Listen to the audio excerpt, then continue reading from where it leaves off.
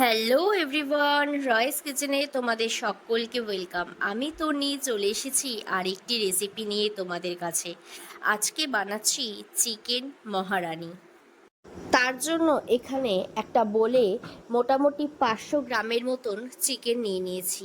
তার মধ্যে ছোট কাপের হাফ কাপ মতন টক দই, 2 চামচ লবণ, লাল লঙ্কার গুঁড়া সামান্য পরিমাণ এবং তার সাথে বেশ কিছুটা পরিমাণ কসুরি মেথি আর 1 চামচ আদা রসুন বাটার পেস্ট দিয়ে ভালো করে মাখতে হবে। মোটামুটি ভালো করে মাখার পর সামান্য পরিমাণ চিনি দিয়ে আবারও বেশ ভালো করে মেখে ম্যারিনেট করে রাখতে হবে মোটামুটি 1 ঘন্টা।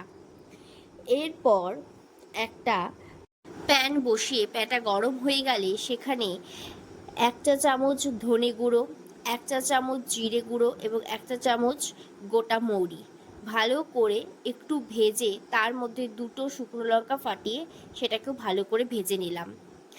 ঝালটা কিন্তু অবশ্যই নিজেদের স্বাদ অনুযায়ী। এরপর প্রত্যেকটাকে ভালো করে আমি মিহি করে গুঁড়ো করে নিলাম। আর এদিকে কাজু বাদাম আর চীনা বাদাম নিয়ে ভালো করে ওটাকে ভিজিয়ে রাখছিলাম মোটামুটি 2 থেকে 2.5 ঘন্টা। তারপর চীনা বাদামের চোকলাটা ছাড়িয়ে নিয়ে ওটাকে একটা মিহি পেস্ট বানিয়ে নাও। তার মধ্যে 4 থেকে 5 চামচ লিকুইড মিল্ক অ্যাড করে ওটাকে একটা মিক্সচার তৈরি করে নাও। এরপর কড়াই বসিয়ে তাতে বেশ অনেকটা পরিমাণ সর্ষের তেল দিয়ে, তোমরা চাইলে কিন্তু এখানে সয়াবিন তেল ইউজ করতে পারো, বাট আমি টোটাল রান্নাটাই সর্ষের তেলে করেছি।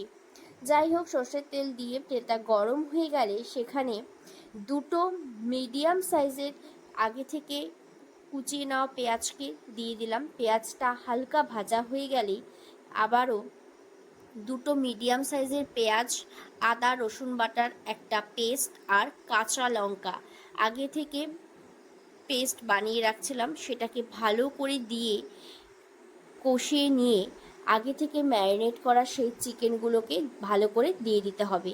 এরপর পুরো চিকেনটা দেওয়া হয়ে গেলে আবারও ভালো করে নাড়াতে হবে। এরপর ভেজে রাখা ওই মশলার গুঁড়োটা 1.5 চা চামচের মতন দিয়ে আরও কিছুটা পরিমাণ রেখে দাও।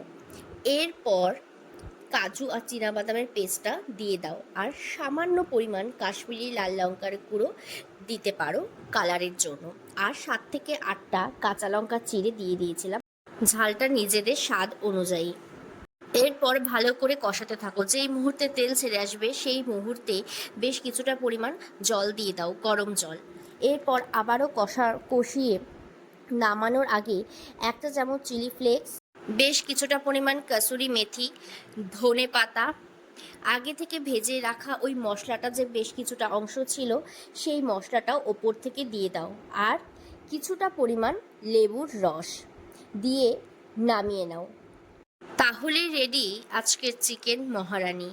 লুচি, রুটি, পরোটার সাথে খেতে কিন্তু দারুণ লাগে। কেমন লাগলো রেসিপিটা অবশ্যই কিন্তু জানিও।